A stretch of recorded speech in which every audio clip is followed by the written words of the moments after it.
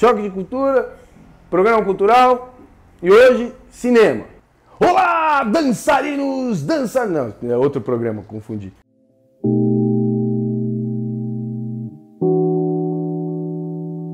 Sou Henrique Bianchini, tenho até o dia 1º de abril de 2020, ainda terei 37 anos, ariano, nascido em Lins. Sou professor de dança por consequência, mas sou um curioso da cultura urbana, um curioso em relação à cultura hip hop, um estudioso de tudo que eu puder angariar de informações para entender melhor essa estrutura complexa aí com a qual eu me envolvi.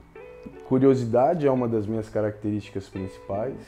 Ouvi recentemente uma frase bem legal que é: conhecimento não pode dar pé, no sentido de não poder ser raso.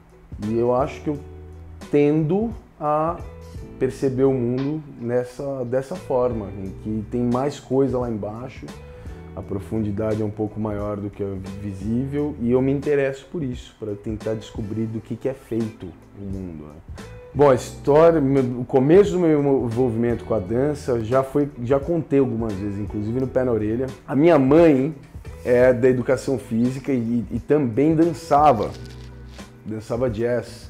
Então, dentro de casa já havia ali um tipo de som, de interferência ali que me movia bastante. Eu dançava, como a maior parte de todos nós aí envolvidos, eu dançava Michael Jackson em casa, fazia os bagulho e tudo. Mas em algum momento eu abandonei qualquer resquício de dança assim, na minha vida e eu fui para outra área. Eu estava envolvido com rock, eu era grunge e tal, não sei o que. E aí minha mãe começou a dar aula de cardio funk. Então eram danças sociais do hip hop, as músicas eram rap ou R&B, mas quem dava aula eram professores de fitness, então pela estrutura metodológica e didática do fitness. E minha mãe era uma dessas professoras. E ela me convidava para ir lá fazer essa aula e tal, mas eu, imagina, que dançar, o quê? Não tem nada a ver com isso do rock, negócio de dança aí não é pra mim e tal. Até que um dia ela pediu para eu ir lá, sei lá, levar alguma coisa para ela na academia lá, e eu fui. E eu cheguei lá e vi a aula dela cheia de menininhas. Menininhas! E me apaixonei pelo hip hop. E aí eu comecei a frequentar essa aula. Mas foi rapidinho para eu ser tomado aí pela ideia da dança e tal. Muito rápido eu comecei a me envolver. E dali os processos são muito parecidos para a maior parte de nós. Assim, começa a fazer aula, rapidamente você entra numa companhia de dança, rapidamente você passa a vivenciar o circuito competitivo, e aí você continua fazendo aula, aí você vai pro evento competir, faz aula com outras pessoas, descobre que tem mais gente dançando, você não fazia ideia, que tem outras companhias de outros lugares do Brasil, e aí o universo vai se abrindo. Puta, improviso é uma coisa que demorou muito para aparecer para mim. Nas danças urbanas não deveria nem existir esse nome improviso, ele é confuso para mim hoje em dia. Porque na verdade, contrário do que a gente criou, uma ideia de que a gente criou uma ideia muito confusa, né, de que, sei lá, hip hop, por exemplo. Hip hop é coreografia. E uma coisa que você pode fazer com ela, se você quiser, é improvisar. Quando na verdade essa dança ela é espontânea, subjetiva, acontece em tempo real, ou seja, ela é improvisada. E coreografia é uma coisa que dá para você fazer com ela se você quiser. Mas essa é a minha visão hoje em dia, né? Porque para muitos de nós, tenho certeza que muita gente vai se reconhecer nisso, o improviso é aquele negócio que tipo, é desesperador, porque é como se fosse uma prova, né? Um teste. Você não quer participar disso e tal. E como eu comecei lidando diretamente com coreografias, isso também era verdade. Eu não tinha esse costume de dançar. Quando eu parava para dançar era para gerar sequências coreográficas.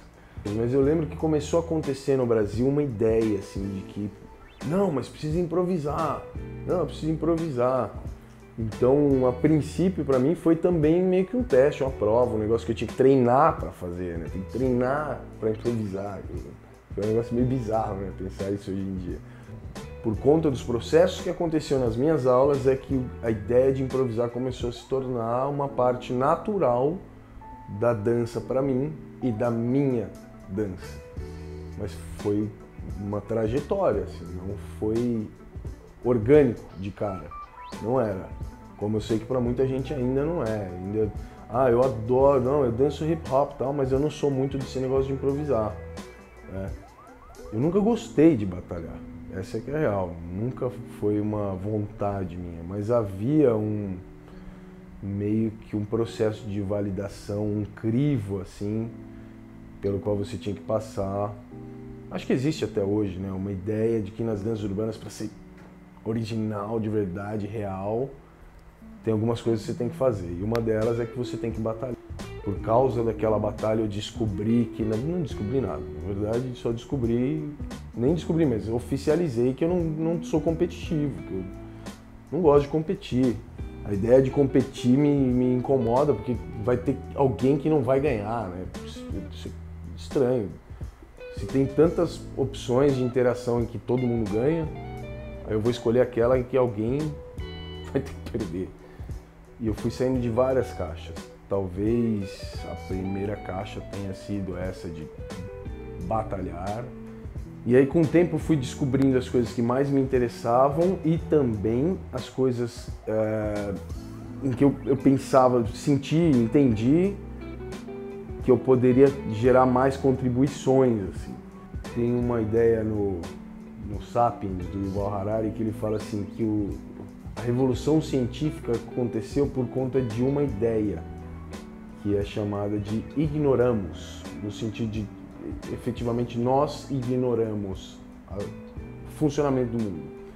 A descoberta de que a gente não sabia das coisas e não conseguia entender e muito menos explicar foi o que desencadeou boa parte do desenvolvimento do método científico, da revolução científica. E eu entendo que para mim foi o mesmo processo. Existem etapas, né? A etapa primeiro da incompetência inconsciente, você não sabe que você não sabe, ou na ideia do Dunning-Kruger, a primeira etapa em que, a segunda etapa de Dunning-Kruger, que você não tem como conceber a quantidade de coisas que existem sobre um assunto, então você não tem como saber o quanto você não sabe e tal. A partir do momento que você ultrapassa essa etapa, e se abre à sua frente a quantidade de coisas que você ignora, aí são apresentadas para você duas principais opções. Uma é, puta que eu pariu, é muita coisa, eu não tenho paciência, vontade, tempo nem força para fazer isso. E a outra opção é, cara, quanta coisa para eu estudar, que delícia, olha que, puto meu, tem muita coisa para saber. E quando eu comecei a perceber que eu não sabia as coisas. E isso, para mim, eu devo isso a pessoas que sabiam de mais coisas do que eu e que quando se colocavam na minha frente e começavam a falar sobre tudo isso, demonstravam para mim o quão ignorante eu era. A dança não é a minha paixão. Esses dias eu ouvi uma frase do Chekhov e eu fiz uma adaptação na frase que é o seguinte: a história é minha legítima esposa, a dança é meramente a minha amante. Então, assim, meu grande interesse, que é esse de descobrir as coisas e preencher lacunas, ele foi muito mais preenchido por história. E a dança, por acaso, é o assunto que mais me interessou. Eu passo todo o meu tempo livre vendo vídeos que me expliquem qualquer coisa. Física quântica, design, culinária, arquitetura, engenharia.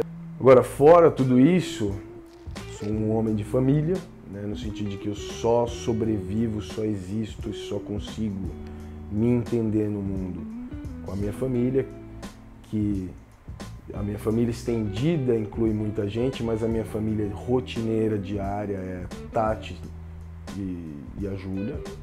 E assim, essa é a minha Esse é meu núcleo mesmo. Se não tiver aquilo, eu sumo, eu desapareço. A minha vida está muito ligada a amigos, que são cada vez menos, né? Eu acho que todo mundo consegue se identificar em algum momento da vida com isso. São cada vez menos, mais restritos, porém cada vez mais intensos e significativos. Uma outra luta minha que passou a se tornar algo muito simbólico assim, da minha existência é a luta que eu comecei a desempenhar lá no início de 2000 contra a timidez. Eu saí de um estado de timidez quase patológica para o que hoje em dia eu considero que é talvez a maior vitória da minha vida, que eu consigo me relacionar com qualquer pessoa. Então isso é um traço forte meu que me interessa muito, assim, o trato social controlado, porque no fundo eu sou antissocial. Então fazer isso sob controle é uma delícia, eu amo. A pessoa que mais me ensinou coisa na minha vida e continua me ensinando todo dia é a Tati.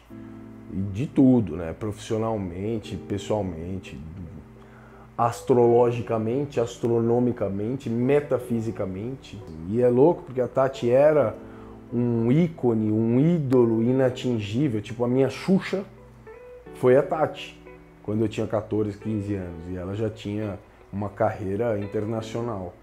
E, obviamente, depois a gente se relacionou. Eu tô com ela, vai fazer 16 anos já. As coisas mudaram, mas continua sendo a pessoa mais importante, assim, mais me influencia, mais me ensina. E isso é um presente, né? É uma dádiva. Mas, assim, rotineiramente, né? Eu sigo muito, assim, os passos do Frank Ejara. Cissa Veronese é uma pessoa que me inspira bastante em vários aspectos. Das pessoas mais próximas, Rafael Sugahara. A história do Rafael Sugahara, se contar, parece livro de ficção, de autoajuda, motivacional e tal. Se você unir essa necessidade, a passividade que impede que as pessoas estudem e tirem conclusões por conta própria, você tem aí uma bomba relógio, né? A primeira pessoa que falar alguma coisa, ou que ela falar mais bonito, com palavras mais rebuscadas, ou se ela gritar com mais volume, ou se ela falar com uma cara mais firme, provavelmente essa pessoa vai ter esse crédito e vai ser entendida como a detentora da verdade. Eu gosto do debate, amo. O debate saudável, claro, cotovelada ninguém gosta, mas eu gosto de chegar e apresentar uma proposta de explicação para o mundo e receber de volta pessoas que falam assim, mas... E aí traz outras cartas.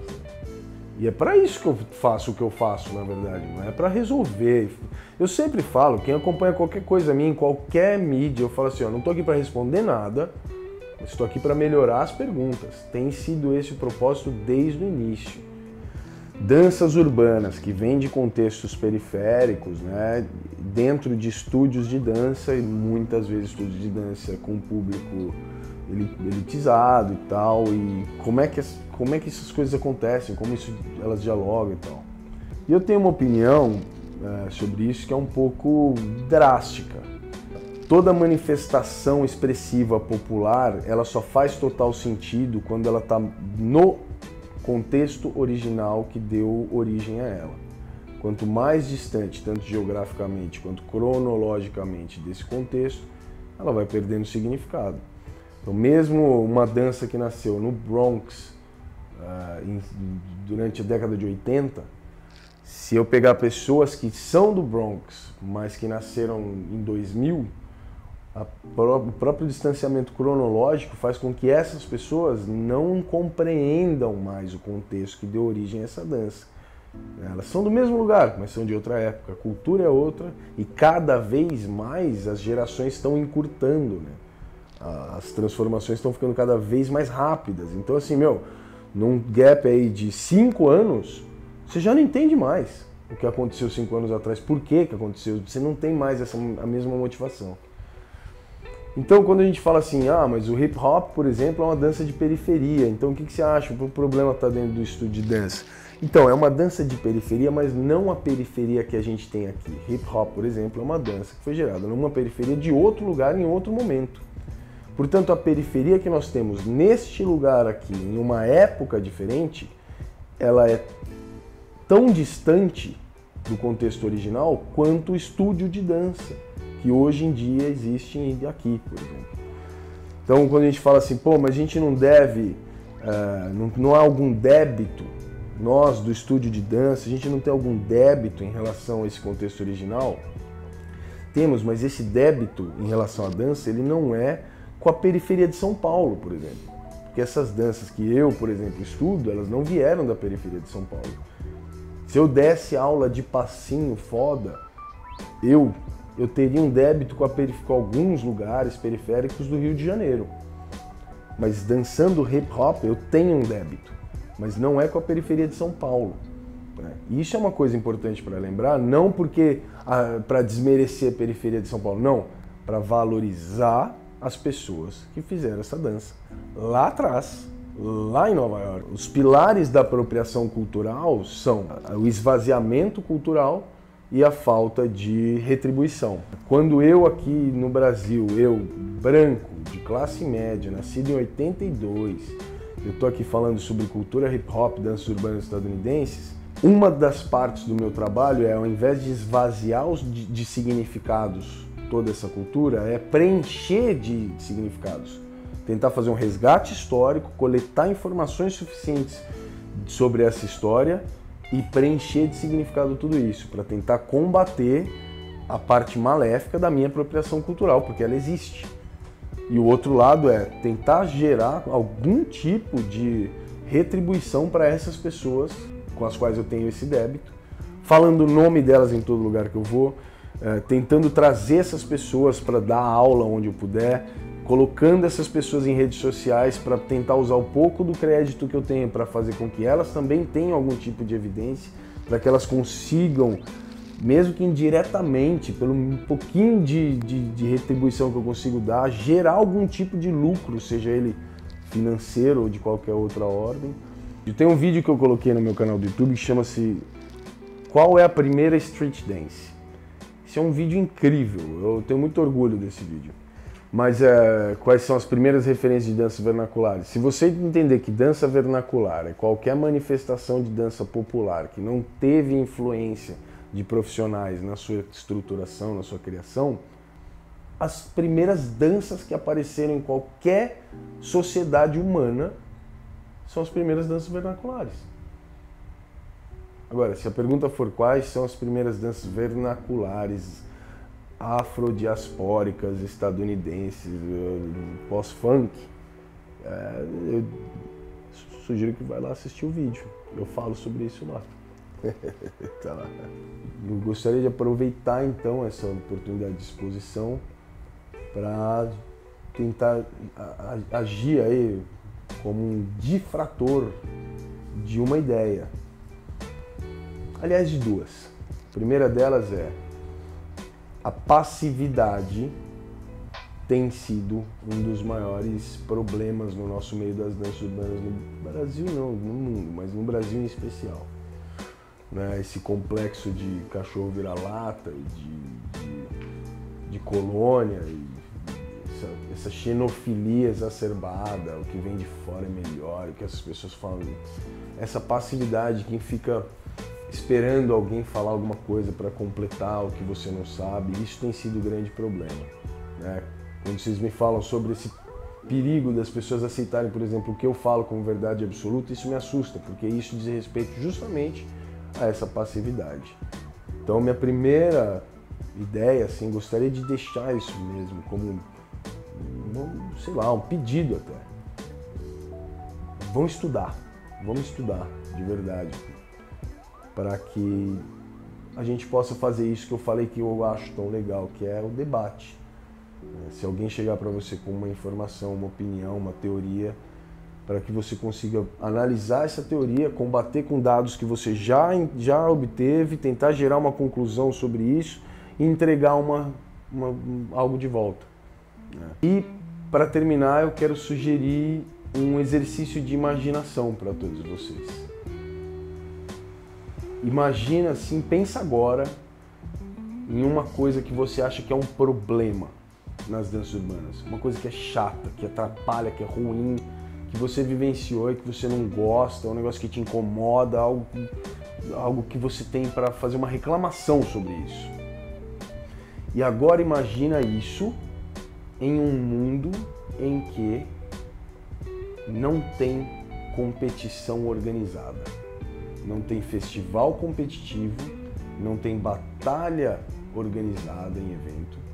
Isso não quer dizer que não tem competitividade, isso não quer dizer que não tem competição espontânea, orgânica lá da balada, que as pessoas entram em embate na cypher, não é isso. Isso não tem como mexer.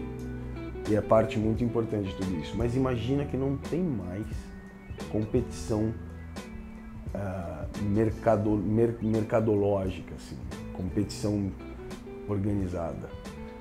E agora tenta imaginar esse mundo e perceba se esse problema que você tinha imaginado lá atrás, se ele ainda existe nesse mundo.